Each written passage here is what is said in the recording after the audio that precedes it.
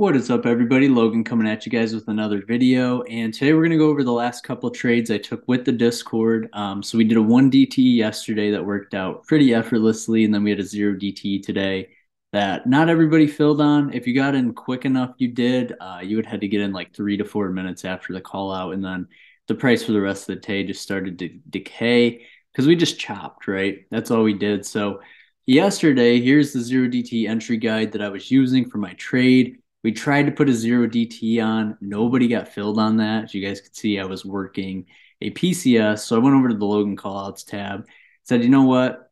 Let's try a 1 DT earlier than normal instead of 2:30. Because looking at the SPX yesterday, right? If we were looking at Monday after that dip. So I tried to get in right around here around that 10 a.m. on the 0 DT, could not get in. 4,100's been a magnet, right? If you look at the last week, anytime we get too far from 4,100, we come back to it. And look at this. It's been that resistance magnet like the whole week. And even today, we actually did get, above it. And what did we do at the end of the day?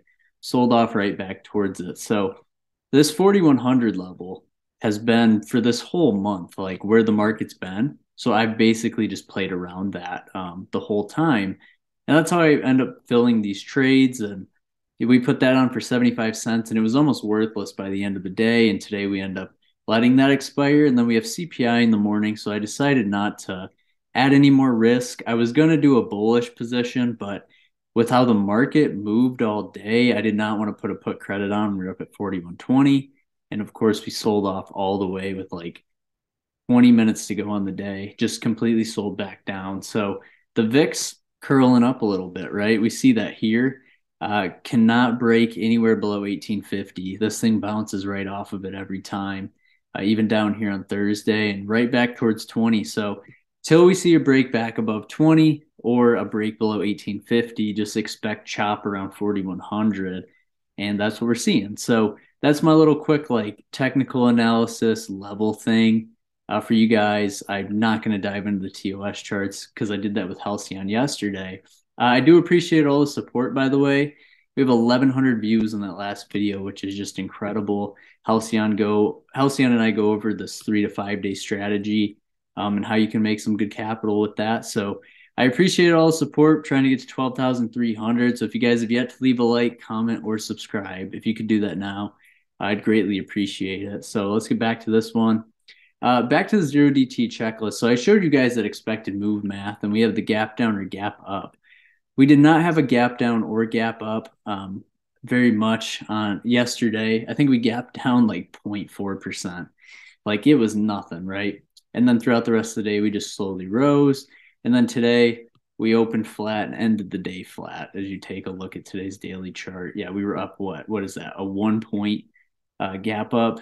Immediately filled that. So when you don't really have like massive gaps that are open right around where you guys are chopping as we're waiting something like CPI, that's why I was able to take that condor, because that's how my brain works is, if we can get 75 cents here, just 7.5% on a 10 wide, we combine that with that 0 DTE right down here, then you can see, we got 45 closed it at 10, so 75 and 35 is a $1.10, about 11% on that condor, which is a great spot to be in, I think. So overall, really good spot. If you guys want to come trade with us, me and my niece from Easter, hope you guys had a good Easter, but I was running this Easter deal. If you're someone who hasn't signed up to the group and has always wanted to, I forgot to offer you guys this. I just offered the Discord, but if you're, you don't want to pay the monthly $90, I'll give you 25% off if you sign up for 3 months plus. So basically just join the Discord and then shoot me a DM and then I'll get you set up and like prorate your 90 towards the discount for signing up for 3 or more months. So I'll get you set up with that if that's something you've been curious with. I know I got a couple questions about that as well. But that's where I kind of was mentally with this trade, right? I even mentioned over here, I want to do it earlier just because this VIX is so low and you're just awaiting what the CPI is going to be. And we have the Fed minutes release tomorrow as well. So with that being the case, it's just going to chop. And that's all we've done. And going back to the 0 DT checklist, we went over the VIX already. We're between that 20 and 1850 level. If it goes above 20, expect the bears to take over for a little bit. I think we have a couple gaps below still to fill. I'd have to double check that tonight when I do my post market like jump in, where I just kind of take a look at where are we on all my levels with the S&P, right? Like I'm looking back down towards 4070.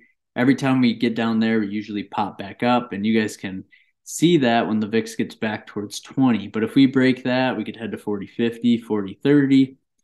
We did not exceed the expected move yesterday, so of course we shouldn't expect to exceed it today.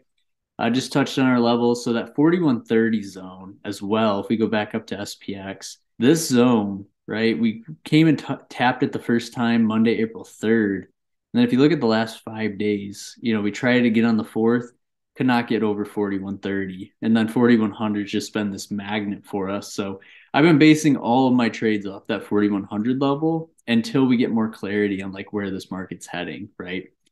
Back to the checklist.